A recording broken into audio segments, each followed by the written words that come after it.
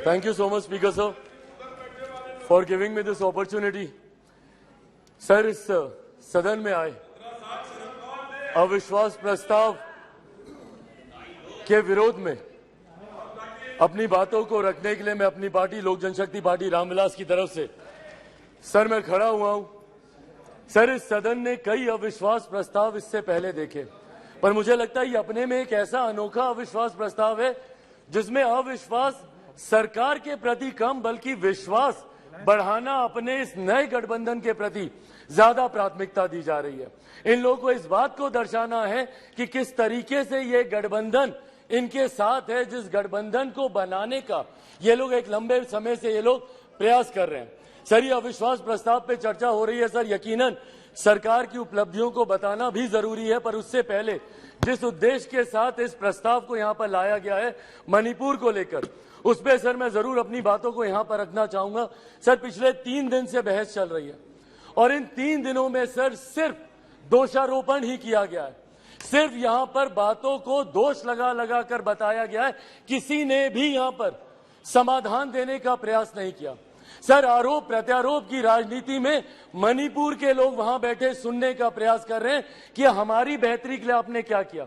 Sir, कल गृह मंत्री जी ने इतनी खूबसूरती से तमाम पक्षों को रखा और इतनी विनम्रता से उन्होंने सारी बातों को रखा, पर उसके बावजूद सिर्फ दोषारोपण करना। सर, 90 के दशक में भी मणिपुर में इसी तरीके की परिस्थितियां थी। उस वक्त किसकी सरकार थी सर?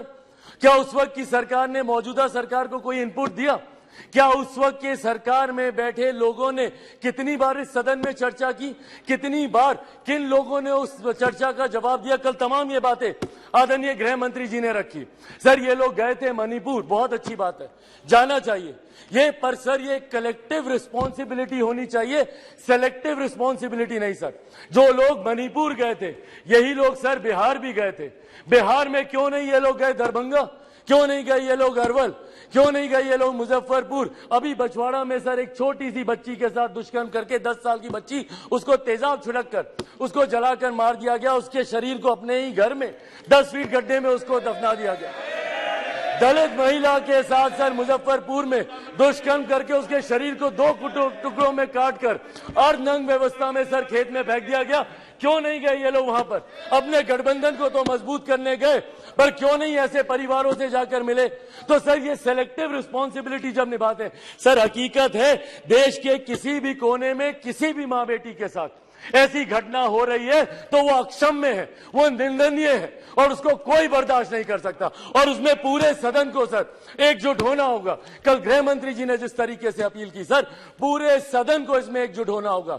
इसमें आप आइसोलेट करके नहीं देख सकते कि जहां आपकी सरकार है वहां की घटनाओं को आप छुपाएंगे और जहां दूसरों की सरकार है वहां की घटनाओं को आप उठाएंगे। आपको चर्चा करनी होगी बंगाल पर, चर्चा करनी होगी आपको बिहार पर, चर्चा करनी होगी आपको राजस्थान पर, चर्चा करनी होगी आपको कर्नाटका पर। सर ये देश एक है सर, आप इसको ऐसे टुकड़ों में बांटकर आप नहीं आइसोलेट करके आप अपने विषयों को उठा सकते। और यही कारण है सर कि देश की जनता का विश्वास हमारे प्रधानमंत्री आदरणीय नरेंद्र मोदी जी पर हर चुनाव के साथ बढ़ता जा रहा है। और वो दिन दूर नहीं सर, 2024 चुनाव सामने है सर। इसी में देख लीजिएगा 2014 से बड़ा जनादेश 18 में यही सारी बातें हो रही थी, यही सारी बातें 18 में की गई थी। 19 में 2014 से बड़ा जनादेश हम लोग को मिला और 24 में इससे बड़ा जनादेश हम लोग लेकर आएंगे। मैं बिहारी हूं सर, बिहार से कम मैं विश्वास दिलाता हूं 40 की 40 सीटें हमारा एनडीए गठबंधन जीत कर आएगा, इसमें कहीं कोई शंका नहीं है। मैं जमुई का प्रतिनिधित्व करता हूं सर। मेरे नेता, मेरे पिता आदरणीय रामविलास पासवान जी की कर्म भूमि हाजीपुर रही है सर। बिहार के हर एक जिले में घुमाओ और वो मेरे विश्वास को बढ़ाता है। आज बिहार के युवा, देश भर के युवा सर देश को दुनिया की तीसरी सबसे बड़ी अर्थव्यवस्था बनते हुए देखना चाहते हैं। 2047 में हमारे देश को एक विकसित देश के तौर पर देखना चाहते हैं और इस सपने को कोई पूरा कर सकता है तो वो सिर्फ और सिर्फ हमारे आज के प्रधानमंत्री आदरणीय नरेंद्र मोदी जी ही पूरा कर सकते हैं। इसीलिए सर मैं अपनी पार्टी की तरफ से जहां बिल्कुल हराएंगे नीतीश जी को वैसे भी बिहार की जनता नकार चुकी है। 2020 के परिणाम दिखाते हैं। तीसरे नंबर की पार्टी बन गए, आधे से ज्यादा प्रत्याशी उनके चुनाव हार गए। तो जिनको बिहार की जनता ने रिजेक्ट कर दिया, देश की जनता उनको कैसे अपनाएगी, ये बहुत बड़ा सपना दिन में ये देख रहे हैं।